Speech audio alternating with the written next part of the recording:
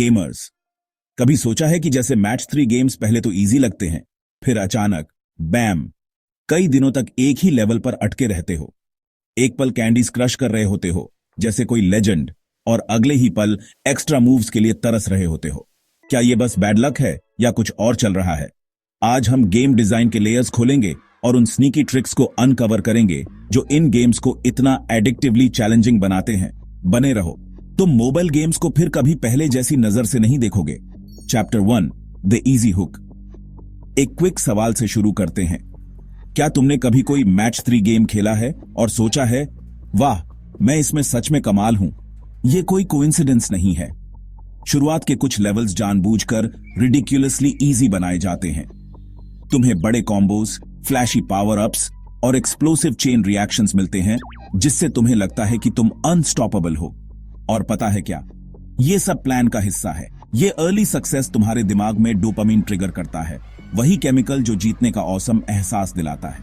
गोल, तुम्हें हुक्ड करना और बार बार गेम खेलने के लिए वापस लाना। Chapter 2, the gradual difficulty curve. लेकिन यहां चीजें इंटरेस्टिंग हो जाती हैं। जैसे जैसे तुम आगे बढ़ते हो, अचानक वो इजी विन्स गायब हो जाते हैं। ज्यादा ऑब्स्टिकल्स आ जाते हैं, चॉकलेट्स, लिकोरिस, जेली लेयर्स, और पता चलने से पहले ही तुम्हारे मूव्स खत्म हो जाते हैं। ऐसा क्यों? इसे कहते हैं एक क्लेवर तरीका जिससे गेम डेवलपर्स तुम्हें एंगेज्ड रखते हैं। वो चैलेंज को धीरे धीरे बढ़ाते हैं ताकि तुम बोर्ड ना हो, लेकिन इतना ज्यादा भी नहीं कि तुम रेज क्विट कर दो। स्मार्ट है ना? कमेंट्स में बताओ, सबसे हार्ड लेवल कौन सा था जिस पर तुम कभी अटके थे? Chapter 3, RNG and level design tricks. अब बात करते हैं एक स्नीकी चीज के बारे में, आरएनजी यानी रैंडम नंबर जनरेशन। ऐसा लग सकता है कि कैंडीज रैंडमली गिरती हैं, लेकिन असल में कुछ लेवल्स जानबूझकर दूसरों से ज्यादा हार्ड बनाए जाते हैं। कभी लगा है कि तुम जीतने से बस एक मूव दूर हो? हाँ, ये कोई कोइंसिडेंस नहीं है। कुछ लेवल्स ऐसे प्रोग्राम्ड होते हैं कि की मैचेस मिलना मुश्किल हो जाए और तुम्हें पावर अप्स यूज करने के लिए सब्टली पुश किया जाए। कभी नोटिस किया है ये? अगर तुम्हारे साथ ऐसा हुआ है तो कमेंट्स में डालो। Chapter 4, the psychology of frustration. यहां साइकोलॉजी की बात आती है। गेम डेवलपर्स के बारे में जानते हैं, मतलब हारने का दुख जीतने की खुशी से कहीं ज्यादा होता है। इसलिए जब तुम एक लेवल बार बार फेल करते हो तो तुम सिंपली गिव अप नहीं करते, तुम हो जाते हो।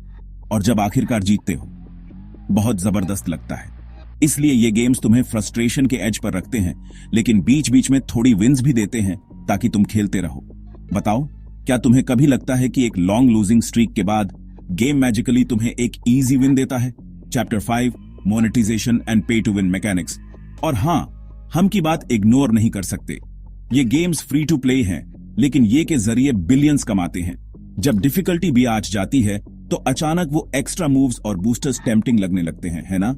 ये सब डिजाइन्ड है ताकि तुम थोड़ा बहुत स्पेंड करने के बारे में, और अगर तुम स्पेंड करते हो तो कोई जजमेंट नहीं।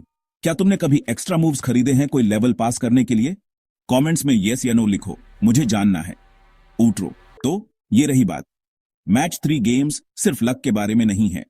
ये तुम्हें चैलेंज करने के लिए डिजाइन्ड है, जितना तुम्हें खेलते रहने और शायद स्पेंड करते रहने के लिए जरूरी है।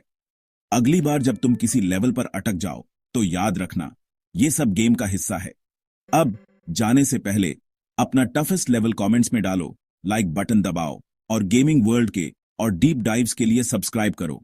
अगली बार तक हैप्पी गेमिंग।